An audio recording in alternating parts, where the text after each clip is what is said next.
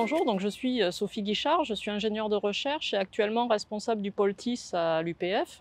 Ce pôle est un pôle qui regroupe des personnels qui travaillent dans les métiers du numérique, de l'innovation pédagogique et de l'audiovisuel, donc des métiers qui sont plutôt fortement représentés par des hommes et très rarement par des femmes.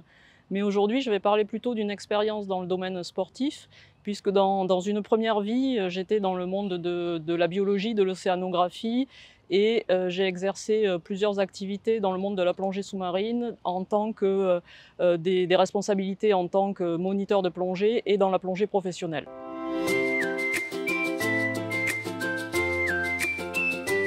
Alors ce milieu est un milieu extrêmement masculin au départ, voire même peut-être machisme, hein, puisque l'origine de la plongée, c'est plutôt le sport, les militaires, tous les barèmes pour les quotas, pour les épreuves de natation et les épreuves sous l'eau, souvent ont été basés sur du jeune militaire sportif dans la force de l'âge. Donc en plus, moi j'ai exercé vraiment en tant qu'instructeur de plongée et plongée pro plutôt au début des années 2000, donc ça fait maintenant un peu plus de 20 ans.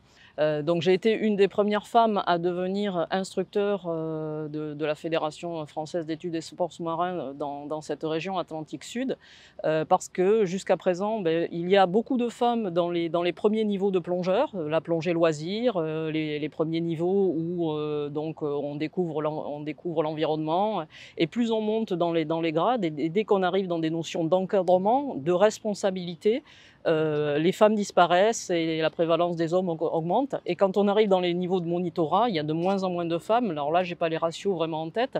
Et après, les instructeurs, donc les moniteurs de moniteurs, là, c'est extrêmement rare. Alors depuis 20 ans, ça tend à augmenter heureusement. La place des femmes arrive vraiment à exister, mais on doit être dans des ratios de 10-20%. Et avant qu'on arrive à un 50-50, il y a encore pour quelques années.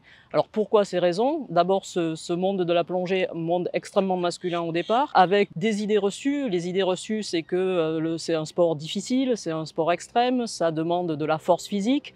Le matériel n'est pas adapté, les femmes ont plus de risques d'accidents de plongée, donc tout ceci, ça a été démontré. Dans la réalité, c'est pas forcément vrai. Donc le matériel, effectivement, il y a 20-30 ans, n'était pas forcément adapté. Depuis 20-30 ans, on a du matériel avec des gilets de stabilisation, des combinaisons, un modèle femme, un modèle homme. Tout le matériel a été décliné pour les deux sexes, même si au départ, le matériel de plongée pour les femmes était exclusivement rose. Donc ça, moi, ça me posait un problème. Bon, maintenant, on arrive à avoir des couleurs autres que le rose dans le matériel pour les femmes. Après, effectivement, c'est un sport qui demande une certaine force physique, mais tout ne se fait pas à la force des bras. Donc, effectivement, on est obligé de trimballer des blocs de plongée, mais il y a des solutions pour ne pas les traîner. Donc, on peut avoir des chariots, on peut avoir tout un tas d'autres équipements. L'autre idée reçue que les femmes ont plus de risques d'accidents de plongée, oui, physiologiquement, ça peut être vrai parce que la masse graisseuse des femmes, il est clair qu'elle est plus importante, en moyenne, paraît-il, de 10% par rapport à un homme, sauf que peut-être que le comportement dans l'eau des femmes est moins risqué. Donc en fait, quand on regarde des analyses, maintenant on a un recul sur beaucoup d'analyses, le taux d'accident de plongée n'est pas plus important chez les femmes, les accidents de décompression, que chez les hommes.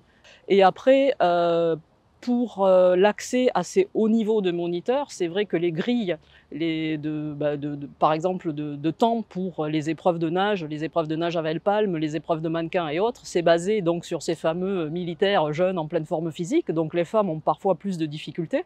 Moi, personnellement, j'ai galéré pour pour entrer dans ces quotas. Mais parce qu'on a peut-être moins de force physique, ça c'est vrai, on est obligé de travailler plus sur la technicité. Et la plongée, finalement, c'est un métier extrêmement technique. Donc, on n'a pas besoin d'avoir beaucoup de force pour soulever quelqu'un qui est en syncope à 30 mètres de fond. Par contre, si on a une très bonne technique, on peut arriver à pallier ces problèmes de force physique.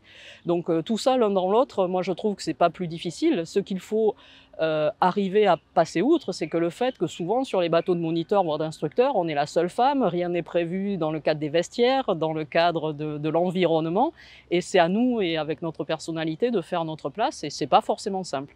Alors je sais que depuis 20 ans, ça évolue beaucoup. Je suis ravie de voir, là j'ai plongé encore le week-end dernier, qu'on avait 2 instructeurs à bord, il y avait un homme et une femme. Donc dans le monde des moniteurs, ça change. Mais avant qu'on arrive à 50-50 partout, je pense qu'il y a encore un gros gap. Si on regarde quelles sont les instances qui dirigent les fédérations, on est toujours avec le plafond de verre pour les femmes, même si ça évolue, et ça évolue plutôt dans le bon sens.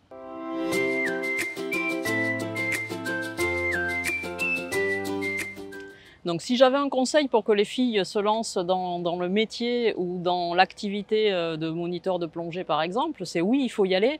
Vous avez tout à fait votre place. C'est un monde qui est, complètement ouvert, qui est lié, très en lien avec la nature, avec l'environnement, avec, tous les aspects écologiques, avec la biologie.